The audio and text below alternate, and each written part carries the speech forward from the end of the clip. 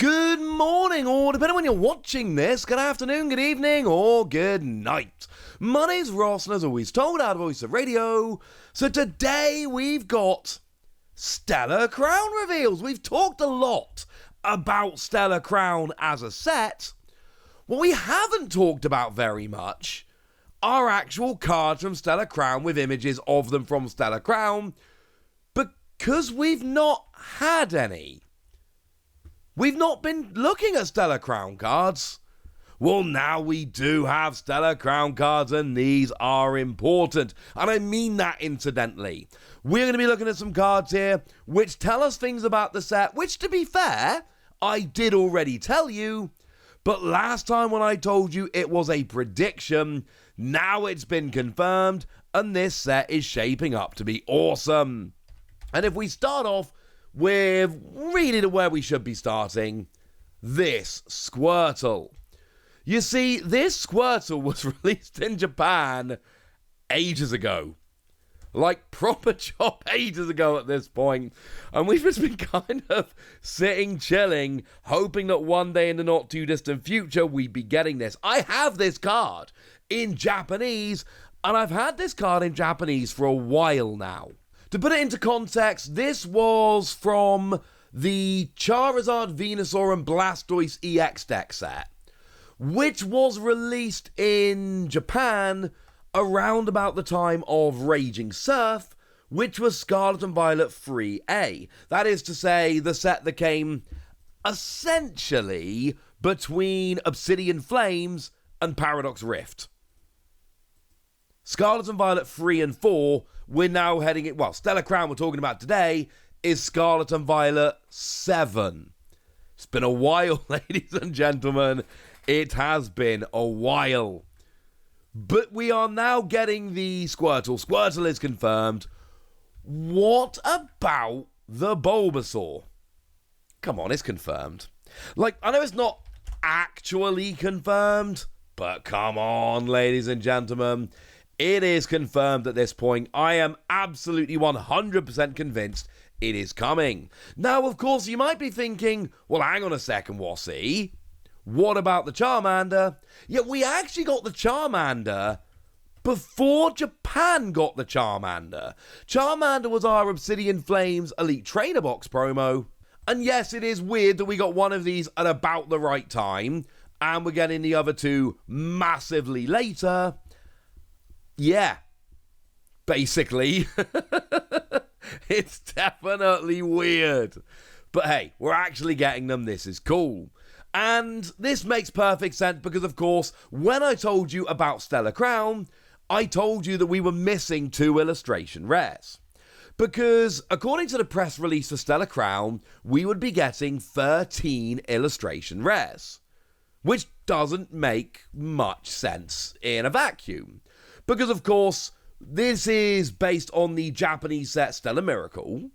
Stellar Miracle has 12 illustration rares in, but we're taking the Noctowl out to be used as our Elite Trainer Box promo for this set. Well, that makes 11. We're missing 2.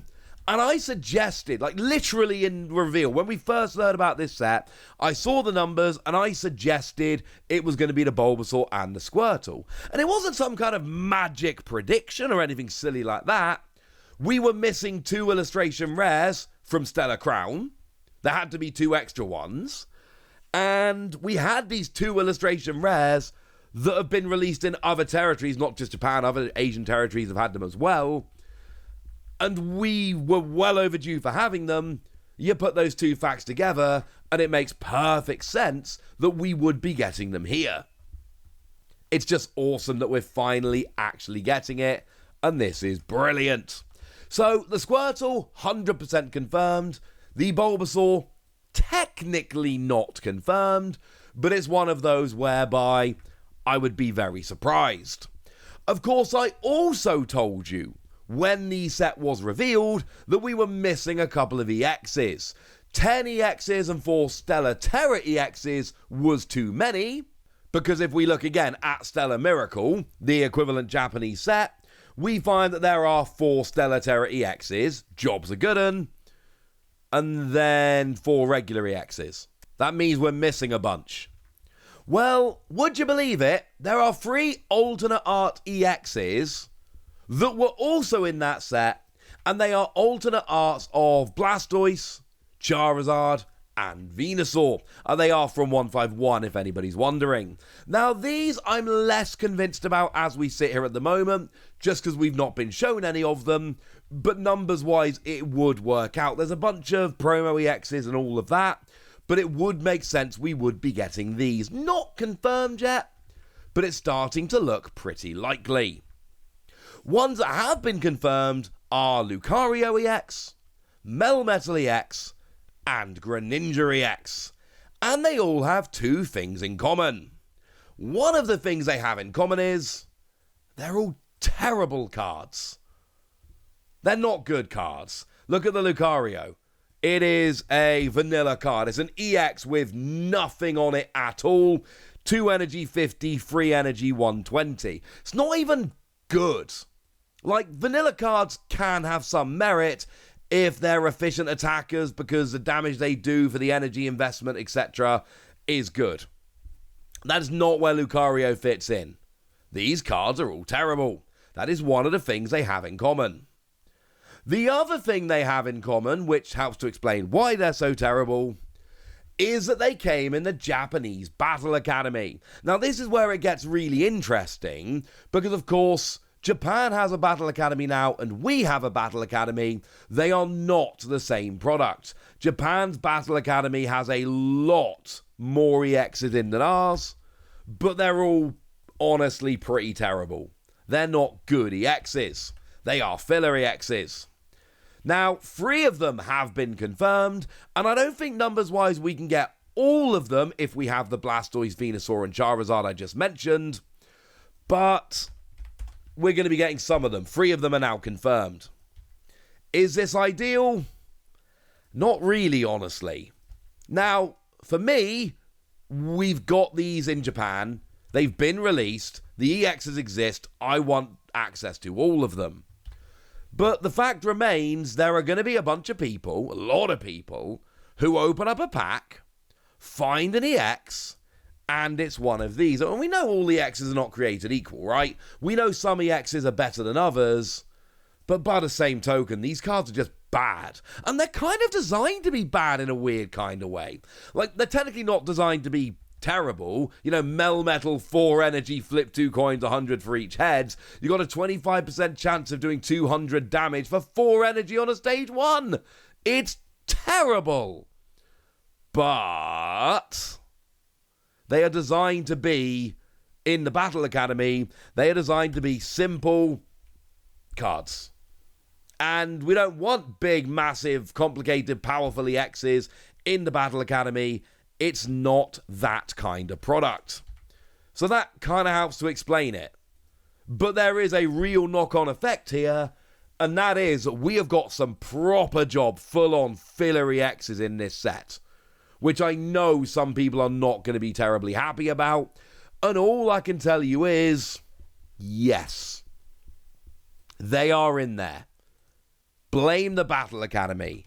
Now, there is an alternative scenario here. Just copy Japan.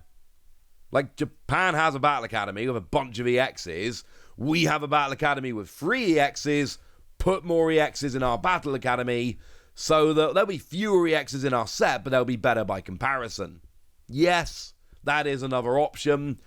I would like that because it'd make it way easier to collect all the EXs. I can see why Pokemon don't, but, you know, we need to point that out.